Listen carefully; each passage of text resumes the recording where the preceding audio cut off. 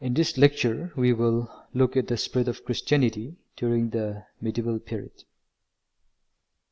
Thor, the hammer-wielding god of Germanic mythology, was a very popular deity in pre-Christian Germany.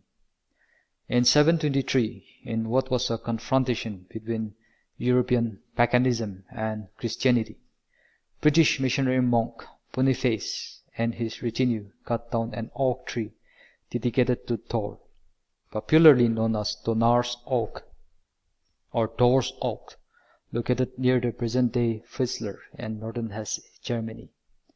Wood from the tree was reportedly used to build a church dedicated to Apostle Peter. According to tradition, when Thor did not strike down Boniface, people were amazed and converted to Christianity. However, some scholars have argued that the incident was well choreographed to have the maximum effect, rather than an instantaneous confrontation. They argued that Boniface was well secured under the protection of the Christian Frankish prince, Charles Martel. Whether Boniface got Donar's Oak at huge personal risk or under military protection is debatable. Nevertheless, what is consistent in medieval Christian mission history is that monks and kings too played vital role in the spread of Christianity. Europe became practically Christian land during the medieval period. Prior to this, Christian presence was primarily concentrated in the south and southeastern Europe. Medieval period saw a chain of missionary efforts starting from the British Isles, proceeding to Germany, and then to the Scandinavian region.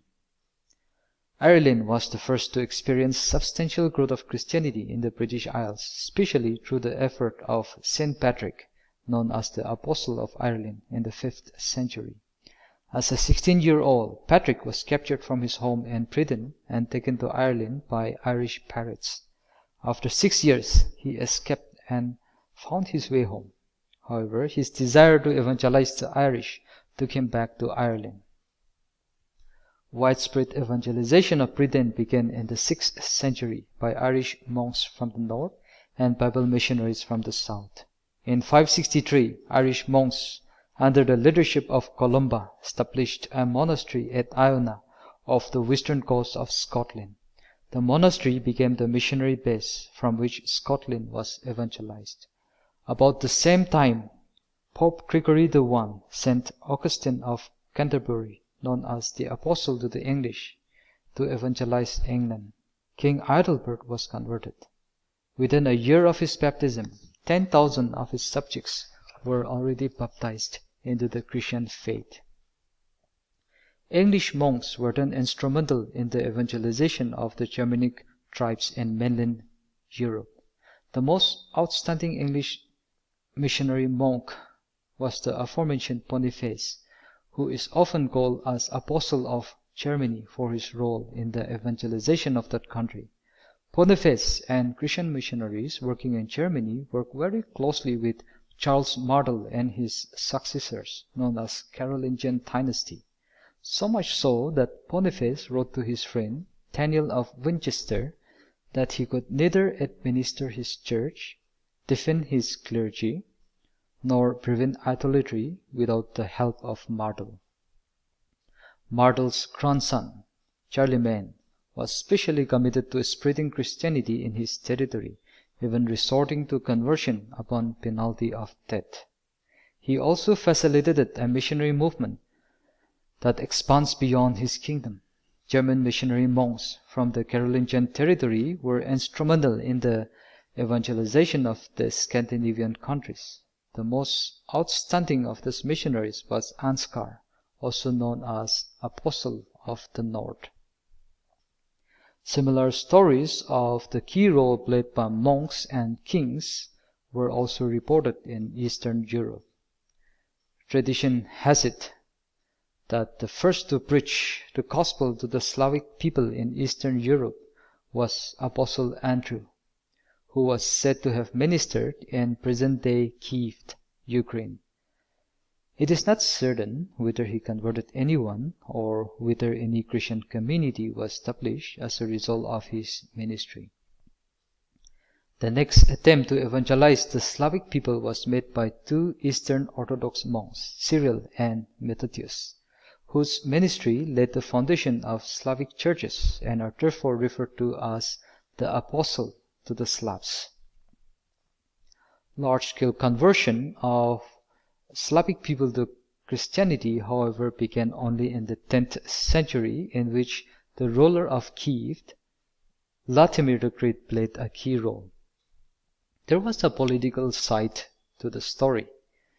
In 976, Byzantium Emperor Basil II was struggling to hold on to his throne as he was facing challenge from rivals including his own younger brother. He turned to Vladimir for help and in turn promised marriage to his sister, the imperial princess Anna. Vladimir accepted the offer. To reinforce his new alliance with the Byzantium, he abruptly ordered the conversion of his people to Christianity. Vladimir himself was baptized in 987. Following his baptism, Vladimir ordered his subjects to accept the Christian faith. This resulted in large-scale mass conversion, some of which were done forcefully. For instance, Vladimir's uncle, Dobrynya, forced the people of Novgorod to accept Christianity by threatening them with fire. Looking back from the pinnacle of contemporary moral high ground, many medieval church practices leave us with a bad aftertaste. Political conversion and state interference in the religious life of the people characterized medieval Christian history, especially in Europe and Russia. State interference and religious affairs also affected Christian mission work in the East and Far East, though in this case negatively. In Persia, until the Muslim conquest of the region in the 7th century, Zoroastrianism was the state religion. Christians were often persecuted depending upon the attitude of the rulers. Shapur II in the 4th century particularly followed an aggressive religious policy.